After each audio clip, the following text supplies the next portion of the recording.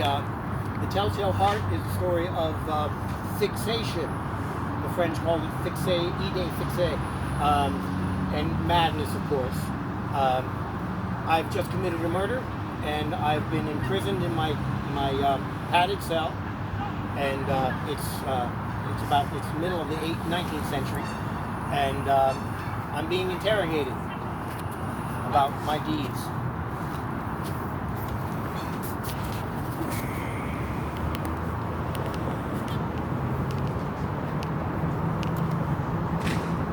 Nervous. Very, very dreadfully nervous. Why would you say that I am mad? The disease sharpened the senses, not dulled, not destroyed them. Above all was the sense of hearing, most acute. I heard many things in heaven and in the earth. I heard many things in hell.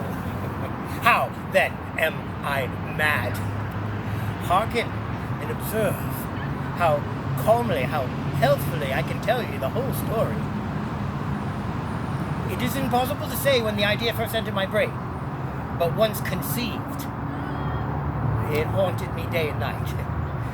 Object there was none, passion there was none. I loved the old man. He had never wronged me, never given me insult. For his gold I had no desire. I think it was his eye. Yes, it was this. One of his eyes resembled that of a vulture. A pale blue eye with a thin film over it. And whenever it fell upon me, my blood ran cold. And so, by degrees, very gradually, I decided to take the life of the old man, and thus rid myself of the evil eye forever. Now this is the point. You fancy me mad. Madman know nothing. But you should have seen me. You should have seen how wisely I proceeded, with what caution, with what foresight, with what dissimulation I went to work. I was never kinder to the old man than during the whole week before I killed him.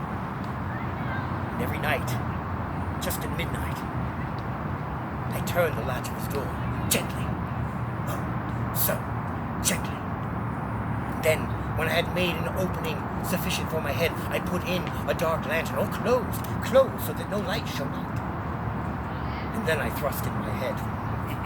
You would have laughed to have seen how cunningly I thrust it in. I moved very, very slowly, so as not to disturb the old man's sleep. It took me an hour to place my whole head within the room so that I could see him as he lay upon his bed. Would a madman have proceeded as wisely as this? And then, when I had my head well in the room, I opened the dark lantern cautiously.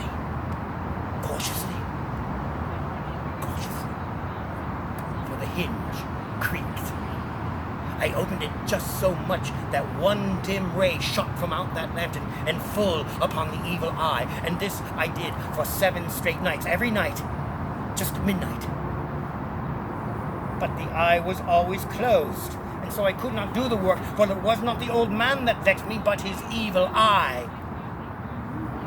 And every morning, when the day broke, I walked boldly into his chambers, spoke courageously to him, calling him by name and inquiring in hearty tones how he had spent the night. For you see, it would have been a very, very profound old man indeed to have suspected that every night I looked in upon him as he slept.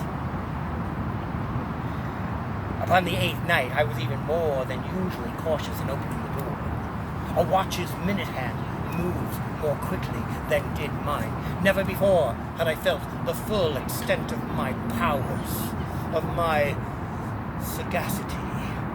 I could barely contain my feelings of triumph. To think, there I was, opening the door, little by little, and he not even to suspect my secret deeds and faults. I fairly chuckled at the idea, and perhaps he heard me, for he moved suddenly upon the bed. You may think that I drew back, but no. His The chamber was as black as pitch with the thick darkness, for the shutters had been close fastened through fear of robbers, and so I knew that he could not see the opening of the door, and I kept pushing it on, steadily, steadily.